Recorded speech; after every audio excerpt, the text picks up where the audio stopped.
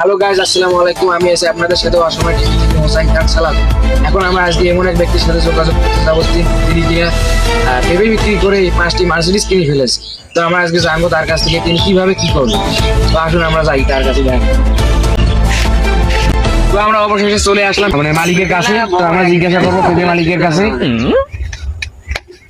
তো আপনি এই পেঁপের বীজটা কোথায় পেলেন? আমি এই পেপার একটা জনি সিং এর কাছ থেকে আনছি। কি কি কি কি কি আরে বলুন কি? আচ্ছা, জামসিং এর কাছে পেয়েছেন না? এটা তো ভালোই হয়েছে। আর এসব আনছি আমি মিয়া খলিফার কাছ থেকে। ও বাপরে, আপনার তো ভেবে মারাত্মক পেয়ে হয়েছে। তো আপনি এই ভেবে বাগানটা দেওয়ার বুদ্ধিটা কোথায় পেলেন?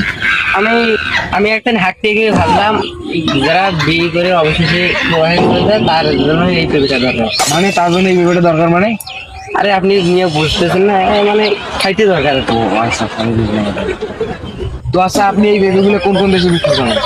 আমি এসব পেপার থাইল্যান্ড, জাপান এবং রাশিয়া সহ অনেক ভিন্ন ভিন্ন দেশে বিক্রি করি।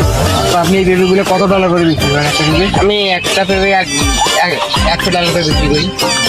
আমি শুনেছি আপনি নাকি এই পেঁপে বিক্রি করে অনেক মিলিয়ন ডলার কামিয়েছেন। হ্যাঁ, আমি অনেক মানে গুডাউন টুডাউন এইসব আমি কিনে নিয়েছি।